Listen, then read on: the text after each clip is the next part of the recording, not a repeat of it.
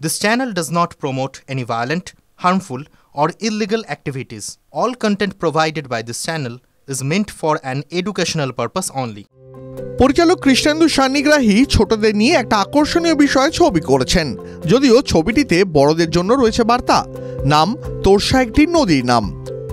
এখানে ছোটদের যে মোটের ওপর যে জগৎটা, তাদের সিম্পলিসিটি, তাদের টুগেদারনেস, তাদের ফ্রেন্ডশিপটা এমন একটা জায়গাতে উঠে এসেছে যেটা একটা সেলিব্রেশনের পর্যায়ে। তো সেটা মধ্য দিয়ে ছোটদের মনোজগতের একটা বড় মানে কাজ এই সিনেমাটার মাধ্যমে বোধহয় হবে আর কি। কারণ চাইল্ড সাইকোলজি নিয়ে আজকাল অনেক ইস্যুস ঘটছে, সেগুলো নিয়ে স্কুল চত্বরেও খুব স্পেসিফিক্যালি ফোকাস করা হয়। সম্প্রতি এই ছবির ট্রেলার লঞ্চে উপস্থিত ছিলেন পরিচালক সৃজিত মুখোপাধ্যায়। কেন এই ছবির সঙ্গে নাম জুড়লেন তিনি? 3টে কাকাবাবু বানিয়েছি, ফেলুদা বানিয়েছি, এতগুলো 4টে। তো আমি বাচ্চাদের ছবি আরও হোক বাংলায় এটা চাই, এবং জিজভাই আমার মনে হলো এই ছবিটার পাশে দাঁড়ানো, ছবিটা একটু প্রমোট করাটা কর্তব্যের মধ্যে পড়ে। ছবি নিয়ে TV9 বাংলাকে মনের কথা জানালেন প্রযোজক থেকে অভিনেত্রী।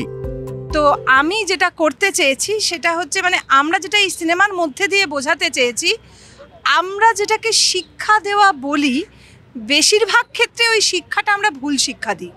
তার জন্য আজকে এত ক্রাইসিস, এত ডিপ্রেশন, তাদের সাইকোলজিতে মানে বিভিন্ন রকম সাইকোলজিক্যাল অ্যানালিসিসে দেখা যাচ্ছে যে তারা ক্রমশ একা হয়ে পড়ছে।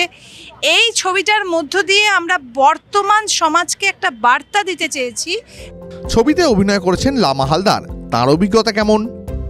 একটা ইনবিল্ট অ্যাপ্লিকেশন মানুষের মধ্যে থাকে, সেটা হচ্ছে চেতনা। চেতনা এবং একটা শিশু বয়সে যে চেতনা, এবং সেই চেতনা থেকে একটি বাচ্চা মেয়ে বড়দের চৈতন্য উদয় ঘটিয়ে যে একটা বিপ্লব, একটা রেভলিউশন তৈরি করলো। আমার চরিত্রটা খানিকটা, আমার যেটা ভালো লেগেছে সব থেকে বেশি, আমাকে যখন ন্যারেট করলো কৃষ্ণেন্দু সান্নিগ্রাহী, ও খুব ভালো ন্যারেট করতে পারে, is a very very good narrator. তো আমার কোথাও যেন চরিত্রটাকে কাবুলিওয়ালা রহমত আর মিনির সঙ্গে, আমার নামও রহমত, ছবিতে রহমত আর মিনির সঙ্গে আমি যেন কানেক্ট করতে পেরেছি। কলকাতার একটি আর্ট কলেজে কিছুদিন আগেই মুক্তি পেয়েছিল ছবির গান। গানের সুর করেছেন দেবজ্যোতি মিশ্র। এবার 30শে মে ছবি মুক্তির জন্য অপেক্ষা। তো এই ছবি সম্পর্কে আমার মনে হয়েছে, আমি একজন সঙ্গীত পরিচালক হিসেবে বলছি যে ছবির একটা মন আছে, ত্রুটিমুক্ত কোনো কিছুই হয় না, সেটুক থাকে, একটু খুঁত না থাকলে ভালো লাগে না, সেসব আছে সব মিলিয়ে। But I am very happy. এ তো বলে বলে গান হিট করায়, তো এই তো আমার গানগুলোকে নিয়ে বলবে, গানগুলো ভালো লাগলে বলবে, আমি আই এম শিওর। তবে এই গানগুলো ভালো লাগবে। রূপম গেয়েছে, ইবন গেয়েছে, আমাদের অন্বেষা গেয়েছে, গানগুলো আমার ভালো লেগেছে। ও মানে আমি সুর করেছি বলে নয়, আমার মনে হয়েছে। Bureau report, TV9 Bangla.